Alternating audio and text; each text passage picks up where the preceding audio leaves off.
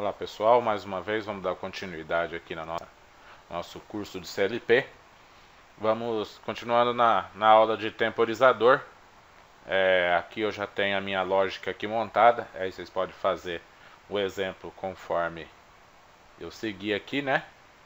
E vamos falar agora, dar um exemplo. A gente deu um exemplo anterior, na aula anterior, falando sobre o S-Pulse. Agora vamos vou dar para vocês um exemplo falando do nosso on delay, né? Nosso temporizador on delay. Aqui eu criei o temporizador 10. Aqui eu coloquei alguns bits. Aqui eu vou comentar, é até interessante comentar, para que a gente não perca o fio da meada, né? Durante no decorrer do nosso curso. Então eu vou colocar aqui um sinal de avanço, né? Avanço do nosso cilindro. O nosso endereço vai ser o I1.0 booleano avanço. É o nosso comentário. Aqui eu vou colocar o recuo do cilindro. Recuo do cilindro. Aqui é o meu 1.7. Certo? Eu vou colocar aqui como comentário recuo cilindro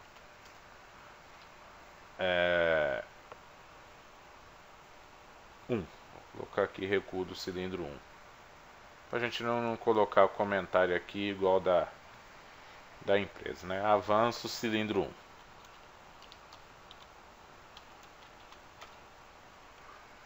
Avanço cilindro 1, avanço do cilindro 1. O pessoal fala cilindro, mas é atuador linear, viu pessoal? Que é o atuador pneumático linear. Avanço e recuo. Tem o nosso avanço, nosso recuo, e eu tenho o meu alarme. Então aqui nós vamos criar uma lógica de alarme. Logo isso daqui vai sair da tela, viu? Então eu vou colocar aqui falha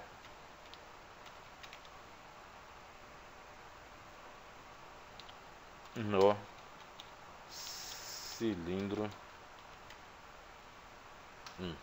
Nas empresas, cada atuador linear ou cada cilindro, que o pessoal como gostar de chamar, tem um nome, né? Às vezes lock, cilindro unlock, trava up, trava down. Então é o nome do cilindro para facilitar para o operacional visualizar o alarme, né? Então meu M2.0. Então meu M2.0 vai ser cilindro 1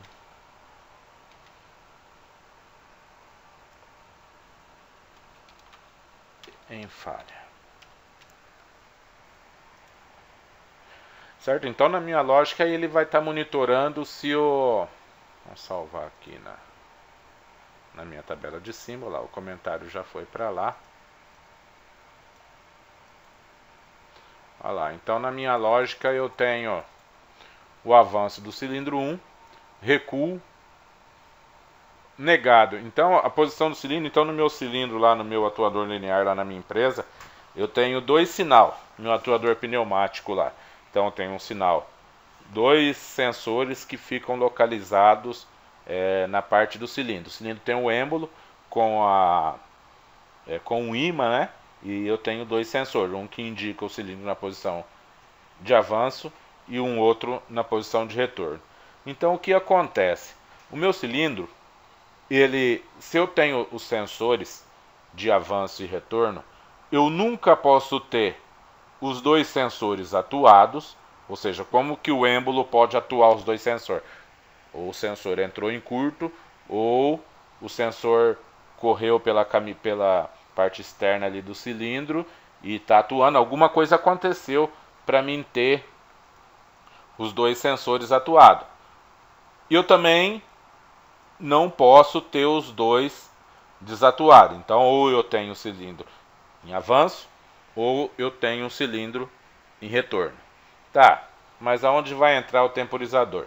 O temporizador vai haver um instante em que eu não tenho o sinal de avanço e nem o sinal de retorno.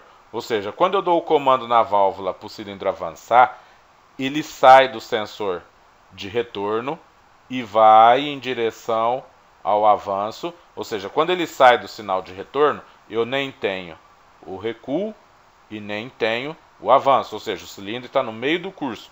Então, dependendo do tamanho do cilindro, vai ser o tempo que ele tem que demorar para atuar.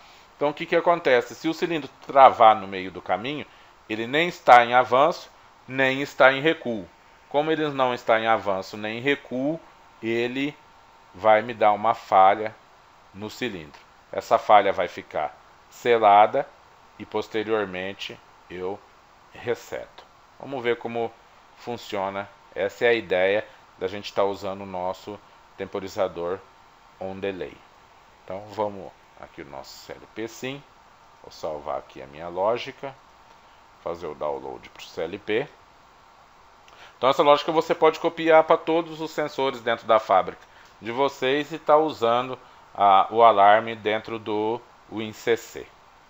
Então o pessoal que estiver interessado aí no curso, só mandar um e-mail aí para josecarlos.carlos@gmail.com e eu vou estar passando aí para vocês. Aí a gente pode estar entrando em negociação aí sobre as videoaulas do curso básico, intermediário ou avançado aí da Siemens, conforme vocês preferirem. Então vamos lá. Vou colocar online o meu CLP. Vou colocar em RAM. Olha lá, observe aqui ó, que a nossa lógica ela já está funcionando. Então eu vou resetar. Esse meu reset é o meu sinal I0.7. Vamos lá novamente. Então meu I0.7 é o meu reset. Então eu vou resetar o meu sistema. Resetei, então eu resolvi o meu problema do cilindro. Meu cilindro está na minha posição recuada. Certo? Se eu tenho meu cilindro em recuo, aqui, eu tenho meu cilindro em recuo e eu não tenho o alarme. Certo? O cilindro saiu de recuo, a válvula atuou, ele saiu de recuo e foi para o advance.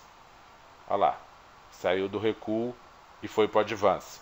Também não tem o alarme.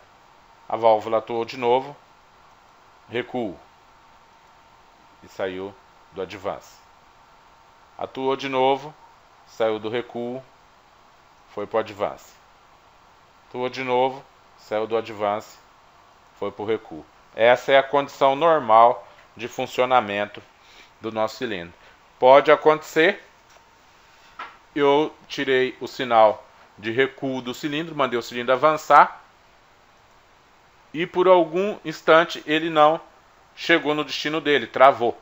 Ele travou e eu tenho o meu bit em 1 aqui, falha no cilindro 1. Certo? Então é necessário eu observe que a lógica do reset é perfeita. Mesmo que eu segure, eu mantive aqui proposital o meu reset apertado, caso o operador venha segurar o botão de reset. Mesmo eu posso apertar o meu reset, se eu não solucionar o problema, tá vendo? Aqui eu estou resetando. Se eu não solucionar o problema do cilindro travado no meio do caminho lá na nossa máquina, eu continuo com a falha, o operador não consegue resetar, ou seja, o operador não consegue movimentar o equipamento, porque o equipamento está em falha. Então é necessário o quê? Que eu vá lá e solucione. Então, qual é a lógica de funcionamento certo do alarme? Então, eu não posso simplesmente, ou seja, ir lá e tirar a falha.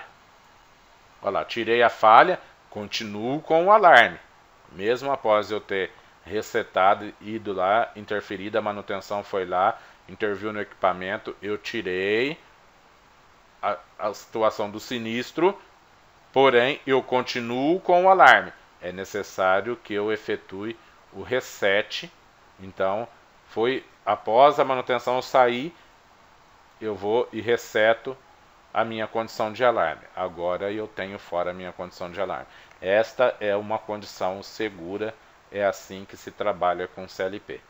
Então, fazer uma lógica de alarme ou uma lógica de proteção, de avanço, tal, seja qual lógica que for, isso aí qualquer um faz. Agora fazer uma lógica aí de uma maneira eficiente, uma maneira que vai garantir a integridade do equipamento, do operador e eficiência durante a produção, esses programadores são poucos. Então, fica aí a dica para vocês, fica aí o exemplo de como que faz uma lógica de alarme, por exemplo, o sensor do cilindro aí, eficiente, e com isso tem equipamento aí que tem 40, 50 cilindros, né? Então é necessário, muitas das vezes, não existe essa lógica aqui dentro de alarme, dentro do equipamento, e aí o operador ou a manutenção demora um tempo